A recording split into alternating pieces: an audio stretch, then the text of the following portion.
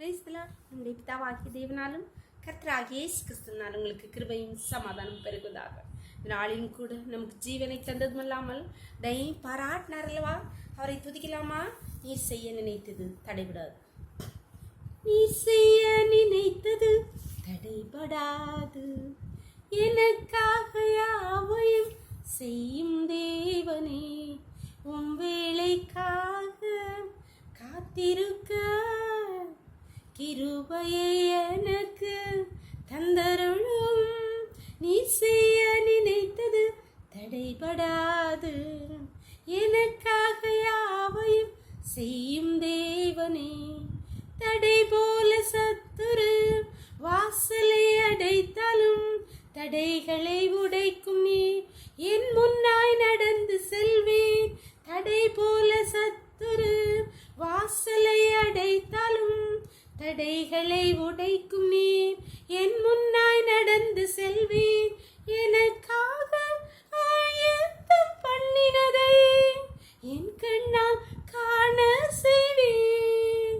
எனக்காக ஆயத்தம் பண்ணினதை என் கண்ணால் காண செய்வேன். நீ செய்ய நினைத்தது தடைபடாது, எனக்காக யாவையும் செய்யும் தேவனே.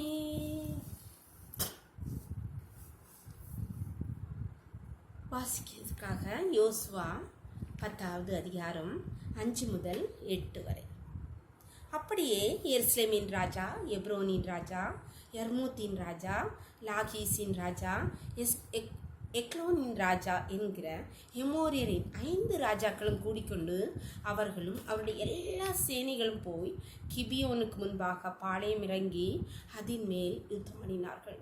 அப்பொழுது கிபியோனின் மனுஷர் கில்காலில் இருக்கிற பாளையத்துக்கு யோசுவாவினிடத்தில் ஆள் அனுப்பி, உமது அடியாரை கைவிடாமல் சீக்கிரமாக எங்களிடத்தில் வந்து எங்களை ரட்சித்து எங்களுக்கு துணை செய்யும். பர்வதங்களிலே குடியிருக்கிற எமோரியரின் ராஜாக்கள் எல்லாரும் எங்களுக்கு விரோதமாய் கூடினார்கள் என்று சொன்னான். உடனே யோசுவாவும் அவனோட கூட சகல யுத்த மனுஷரும் சகல பராக்கிரமசாலிகளும் கில்காலிலிருந்து போனார்கள். கர்த்தர் யோசுவாவை நோக்கி, அவர்களுக்கு பயப்படாயாக, உன் கைகளில் அவர்களை ஒப்பு கொடுத்தேன், அவர்களில் ஒருவனும் உனக்கு முன்பாக நிற்பதில்லை என்றார். இங்கே கிபியோனில் இருக்கிற ஜனங்களுக்கு விரோதமாய் 5 ராஜாக்கள், பர்வதங்களின் ராஜாக்களாம் அவர்கள் 5 பேரும் சேர்ந்து சர்வ சேனைகளோடும் கூடிக்கொண்டு அவர்களுக்கு விரோதமாய் யுத்தம் பண்ணும்போது கிபியோனின் மக்கள் யோசுவாவிடத்தில் வந்து முறையிட்ட போது யோசுவா புறப்பட ஆயத்தமாகிற போது கர்த்தரையும் இந்த வார்த்தையை சொல்கிறார், அவர்களுக்கு பயப்படாம. அவங்க எப்பேற்பட்டவளா இருந்தா என்ன, நீ பயப்படாத, அவர்களில் ஒருவனும் உனக்கு முன்பாக நிற்பதில்லை என்று சொல்லுகிறார்.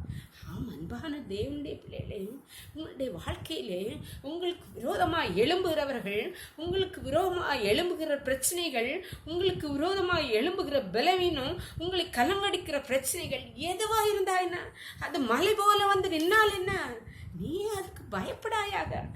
ஒன்றும் உனக்கு முன்பாக நிற்பதில்லை, அவர்களில் ஒருவனும் உனக்கு முன்பாக நிற்பதில்லை என்று கர்த்தராகிய ஆண்டவர் உங்கள் ஒவ்வொருவரை பார்த்து சொல்கிறார். நம்புறீங்களா?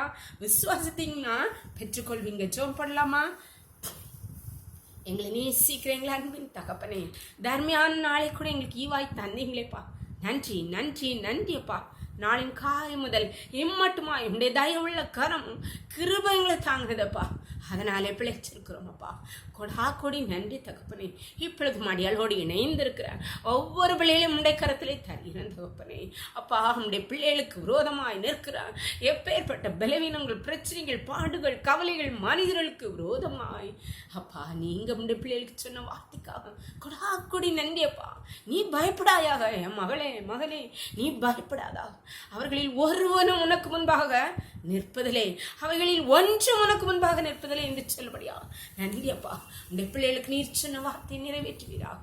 ஒவ்வொருடைய கருத்திலே தாழ்த்தி தருகிறோம். இந்த ருக்களை மூடி மறைச்சுக்கோங்க. சகல துதியும் கனமும் வல்லமையும் பலனும் ஞானமும் எங்கள் தெய்வாதி தேவன் ஒருவருக்கே செலுத்துகிறோம். இயேசுவின் மூல ஜெபங்கள் நல்ல தந்தையே, ஆமென் ஆமென். God bless you. கர்த்தர் உங்களை ஆசீர்வதிப்பாராக. ஆமென்.